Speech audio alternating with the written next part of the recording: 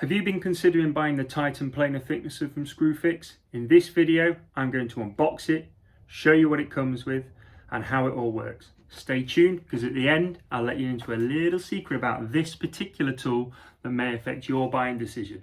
Let's do this. Hi, I'm Ben, and this is Lion & Bear Woodworking. I recently bought the Titan TTB579PLN Planer thicknesser from Screwfix and really struggled to find any recent reviews of it within the last few years. So I thought it might be helpful to show you what you get in the box, how it works, and what the pros and cons are of this entry-level budget tool. I paid just under £180 for this with my own money, and bought it because I've been wanting a planer jointer type of machine to be able to square up the edges of rough timber and pallet wood, in addition to being able to thickness wood for my kind of projects that I do. This machine was the cheapest combo machine I could find and seemed to fit the bill. It's got 212mm max board width and 740mm max board thickness through the thicknesser, and has a slightly smaller 204mm max board width through the planer or jointer. It seemed ideal for an entry-level machine and from what I need for a tool like this. So let's dive in, see what it's like. Comes with a 2-year guarantee as well. Not bad. The first challenge was getting it out of the box.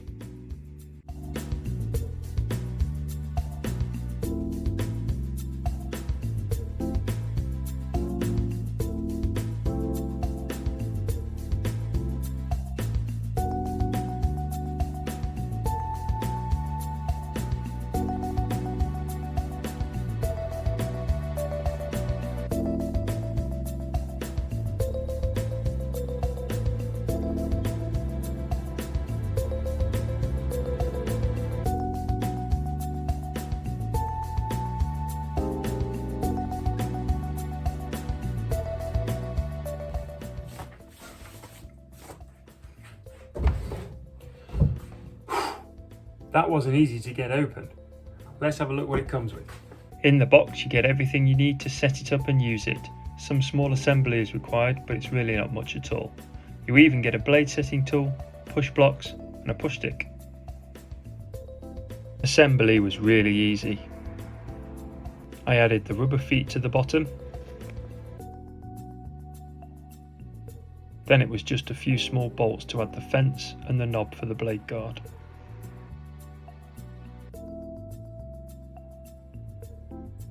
The handle that winds the thicknesser bed up and down just slots on the top. The strangest thing was the fact I had to remove this bolt and then replace it with the same type of bolt, just with a plastic handle on. It's worth noting as well that the plastic handle broke pretty much straight away, so I'll just be using an Allen key to adjust it.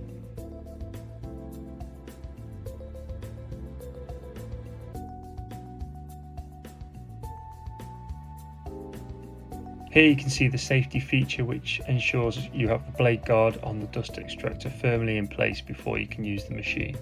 As long as this tab clicks in, then you're good to go.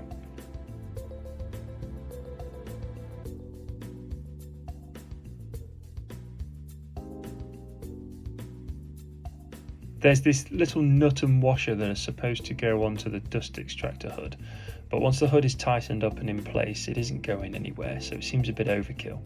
Not to mention it's extremely fiddly to actually fit it in place, and you'll definitely lower the thicknesser bed at least once before remembering to take the nut off. The whole assembly only took 15 minutes and was pretty straightforward. On the back there's a nice little feature where you have somewhere to wrap your power cord.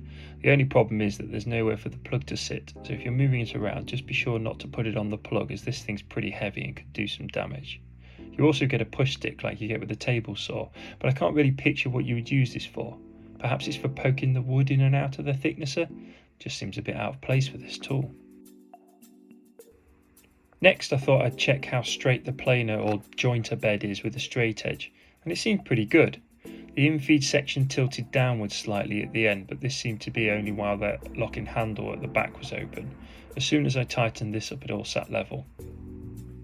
Now, I'd read a few things saying that the machine was really loud, so I thought I'd show it to you here, as I thought it was exceptional.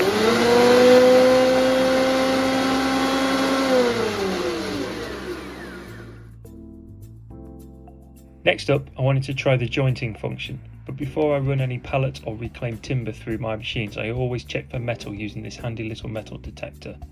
It's worth noting that some people use a magnet, but on this other piece here, a magnet didn't work, and I think it might be lead inside or something, so worth bearing that in mind if you're using the magnet method.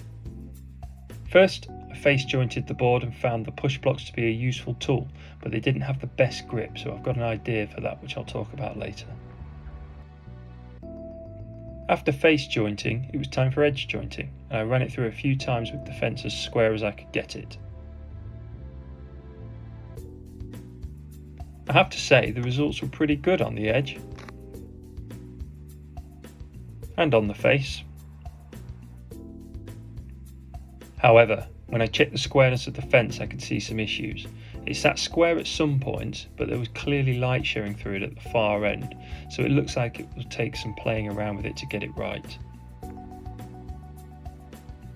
The planer bed adjusts with a knob at the end that raises and lowers it according to the gauge on the top, which doesn't seem overly accurate, but I tend to only do about 0.5 millimetre at a time, so it shouldn't be too much of an issue. It locks off using this knob at the back. I had a play around with the fence and it allows you to adjust it to 45 degrees, but I did notice that in order to tighten it up with the handle, it will actually only work at around 15 degrees, which seems like a bit of a design flaw.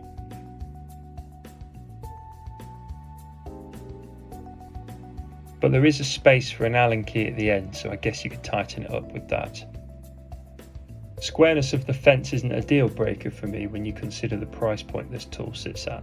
If you're making panels and tabletops like I do, then actually just using the in and out method will solve any issues with squareness.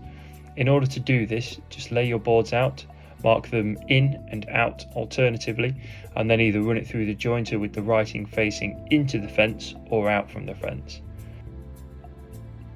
When you place them together, you should get a nice clean joint. I did this at an extreme angle just to show how well it works. It'd be even better if I'd used the same thickness of board. Changing from the planer to the thicknesser is nice and easy too, as long as you remember that nut and washer.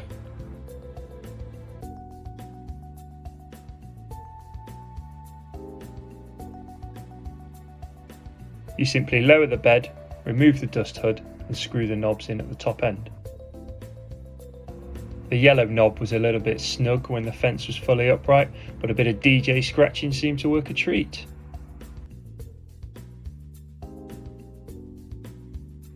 You then just tighten the other bolt with the Allen key, then you're ready to run the thicknesser. Oh, and don't forget your pointless little nut and washer, wouldn't want to lose them.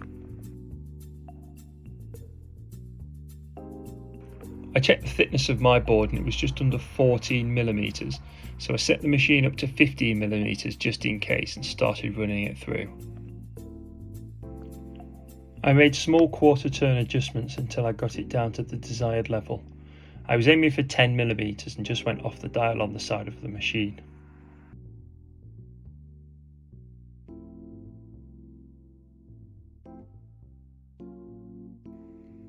I then checked it against the board and it actually seemed pretty accurate. You can see that the red triangle on the machine isn't the most accurate, but I'm happy with the results. One thing I always do when a machine comes with any regular use adjustment tools is that I get some magnet and I stick them straight onto the side of the machine. Saves me looking for them when I need them.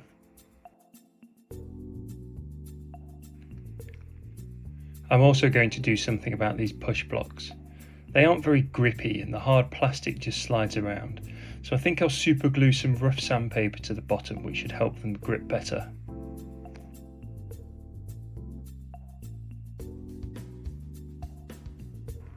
One of the most annoying features which seems to occur on all tools is the dust port.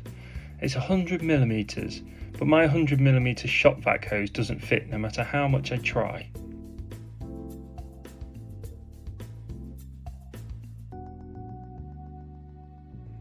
Even more frustratingly, neither do the smaller or the larger fittings that go onto my shop vac. I think this is due to the thickness of the plastic. I'll have to figure out some way of connecting these. If not, I'll just use my go-to method of lots of duct tape.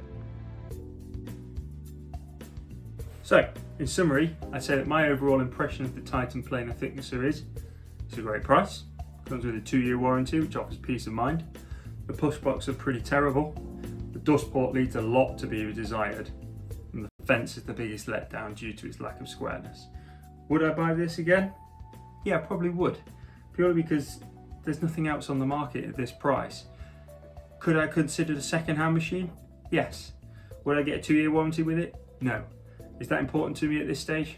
Yeah, I think it is, because I wouldn't be able to afford the level of machine that you probably don't need a warranty on. So for that reason, I would buy this again. Now, I promised that I'd let you in on a little secret about this particular tool that may affect your decision about buying one. So here it is. This one is actually the second one I've had. About 8 months ago I got my first one and it worked great to make some projects that I needed a thicknesser for. However, while thicknessing some of the pallet wood for some shields that I made for my kids, it started to emit a burning smell, which tripped the main fuse in the house, and I thought it had overheated, so I left it overnight, went back to it the next day. However, it instantly didn't seem right, as it started making some odd sounds and quickly made some burning smell again, the same as before, and then it tripped the fuses again. So needless to say, I got straight onto Screwfix, sent them an email via their complaints department. They responded via their priority customer service within a few hours and told me that my local branch had one in stock and to just turn up with my old one and this email so they could swap it over. I went in, showed them the email, and they swapped it with no issues. This is one of the reasons I feel so confident shopping with Screwfix. Fingers crossed this one doesn't have the same issues. If it does, I might have to look at upgrading to one of the more expensive ones, but I don't really want to if I can help it, just at this point in time, as this one does everything I need. Thanks for watching, and if you like this video, it would really mean a lot to me if you could hit the like button and consider subscribing for more content on woodworking tools and projects. If I've missed anything, or if you have any other questions, please drop me a comment below and I'll be sure to respond. I'll see you next time. Cheers.